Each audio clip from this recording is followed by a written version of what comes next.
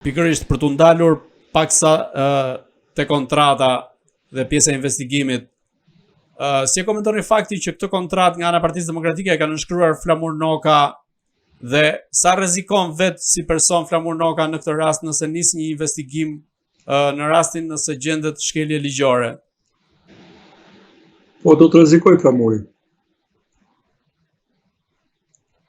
Një çështje e tillë mbyllën në gjykatë Tiranës. Këtë zë mbyllën dot. Ajo që kishte të bënte me Lulzim Bashën. Po, ishte edhe personat tjerë. Dhe fakti që është e njëjta rrugë tregon që s'pas ka qenë Lulzim Basha.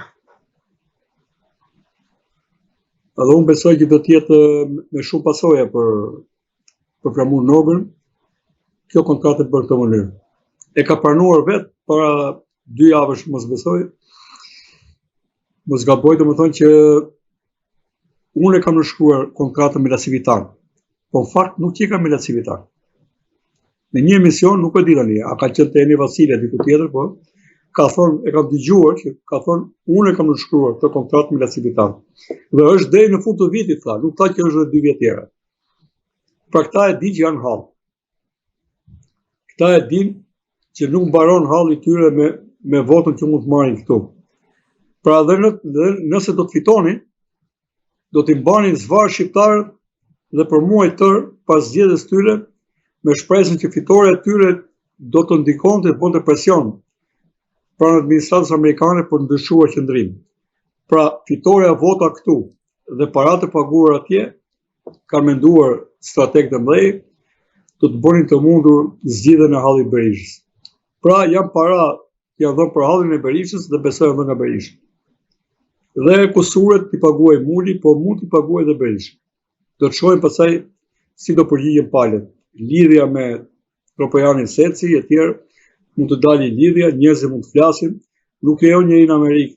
Do t'ja marrin fatuar 1.000 zotërisë dhe më thanë që shet dhe brava, ja numërojnë dhe bravat, edhe drynat dhe çelsat, edhe pastaj do shohim.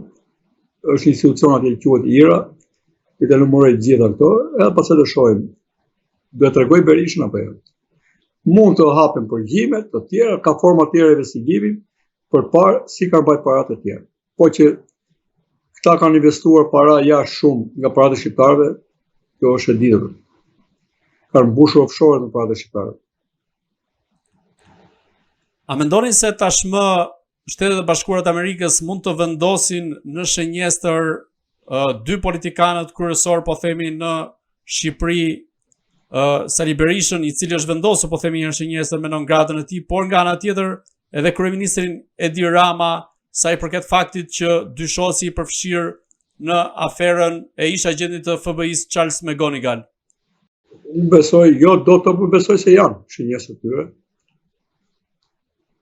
Njëri është i siguruar në gjitha format, është dhënë mandata që nga Departamenti i Shtetit, u përcollë nga ambasadorja e fundit, Yuri Kim. Shpresoj ta mbajnë fjalën kur ka thonë që me non-grata do të hani vetëm bar. Shpresoj që të jetë një fjalë e fortë dhe ta mbajnë fjalën. Po kështu Ramën e shoh si pjesën tjetër të këtij establishmenti ku gjysma është Berisha. Mendoj që edhe sundimi i tij politik po i vjen fundi ose duhet i vi fundi. Shqiptarët janë zgjodhur, ne nuk mund të jetojmë për egon e pushtetit as Ramës as Berishës. Bile përkundazi them që në politikë duhet militojnë njerëz që kanë tejkaluar egon e tyre të pushtetit. Njerëz që e shohin veten si shërbys dhe jo si zotër të fateve tona. Zoti i fateve tona do të jetë vota, por vot me sy të hapur, me mendje të hapur dhe larg frikës të këtyre çakeve që kur bie qetësia dhe bie perdhja e mashtrimit tyre, dalin prapë te kërcënimi. Kërcënimi është thelbi, frika është thelbi i sundimit tyre. Që të ruajnë të gjitha favoret që kanë dhe pozitat e tyre. Kështu që nuk do të jetë e largët dita. Por e rëndësishme është që shqiptarët çfarë qëndrimi do mbajnë përballë këtyre dy personave.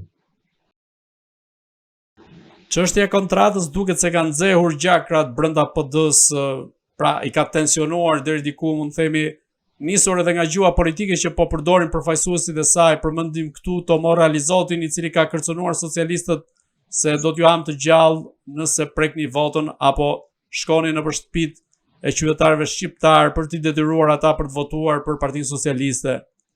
Ju si e lexoni gjithë gjuhën e përdorur, qoftë nga Alizoti ditën e sotme, qoftë nga Berisha, por edhe nga kryeministri Edi Rama, që shpeshherë i ka quajtur burrat e Shqipërisë si çyryk.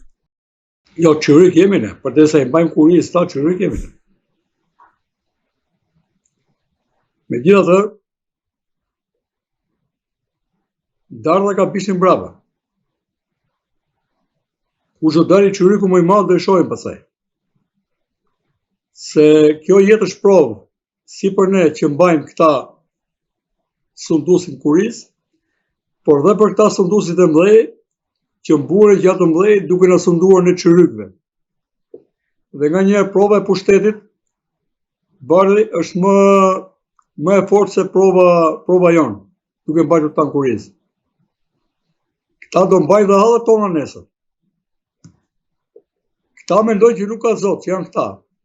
Unë mendoj që ka një zot.